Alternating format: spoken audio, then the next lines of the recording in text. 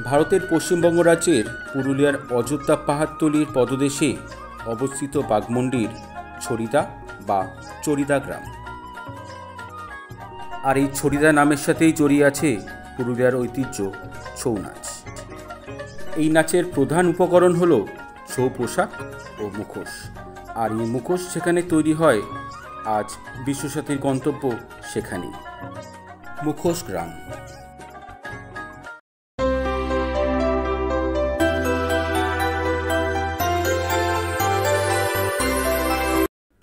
Barabhum station থেকে প্রায় 28 kilometre দূরে এই মুখোশ গ্রাম।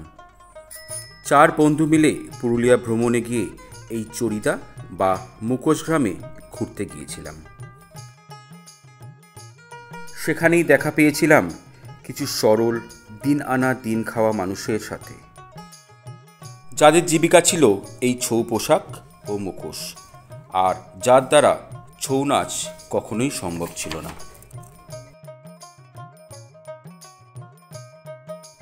যেহেতু মুখোশ শিল্পীদের বসবাস এই গ্রামে, মুখোশ তৈরি করেই রুজিরুটির জোগাড় করে থাকেন এই শিল্পীরা। তাই পর্যটকেরা পুরুলিয়ায় বেড়াতে এলে একবার অন্তত ঢু মেরে যান এই বাঘমুন্ডির চরিদা গ্রামে। পুরুলিয়ার পর্যটন মানচিত্রের অন্যতম এই মুখোশ গ্রাম। নিপুণ হস্তশিল্পের মাধ্যমে এখানকার শিল্পীরা মুখোশ তৈরি করেন, আর সেটার কারণেই পুরুলিয়ার ছৌ মুখোশ বিশ্ববিখ্যাত।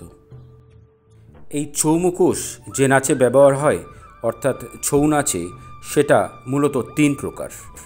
পুরুলিয়ার ছৌ, যেটা পশ্চিমবাংলায়, সেরাইকেল্লার ছৌ, যেটা ঝাড়খণ্ডে, আর ময়ূরগঞ্জের ছৌ, যেটা উড়িষ্যায়।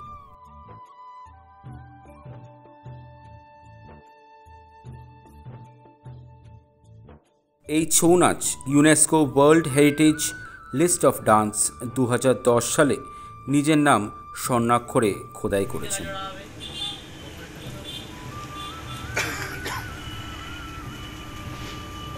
ঠাকুরের মুখ এরকম হয় না।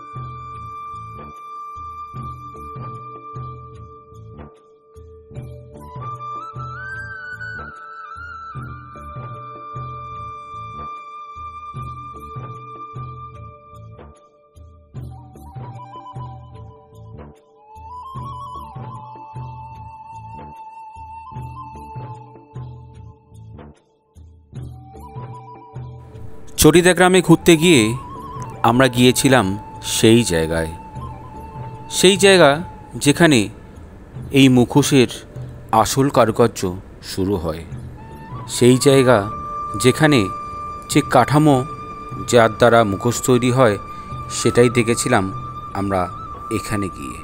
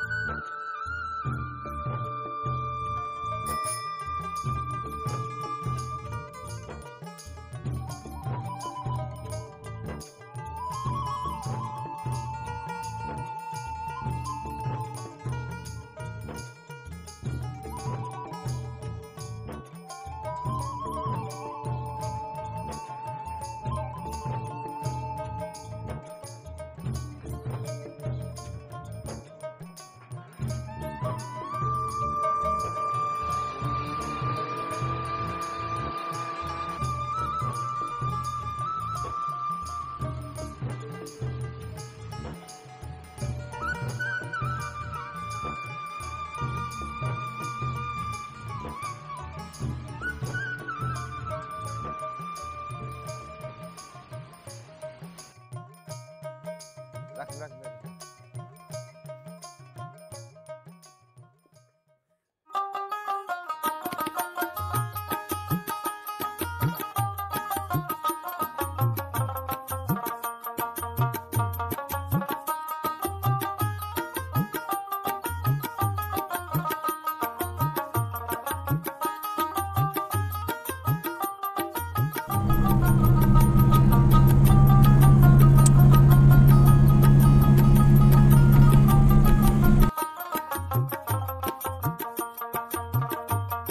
এবার মুখোশগ্রাম ছেড়ে ফেরার পালা। এত সুন্দর একটা পরিবেশকে পিছনে ফেলে এগিয়ে চললাম আমরা হোটেলের দিকে। আবার দেখা হবে কোনো এক নতুন এপিসোডে, নতুনভাবে, নতুন রূপে। বিশ্বসাথী ট্রাভেলার, নমস্কার।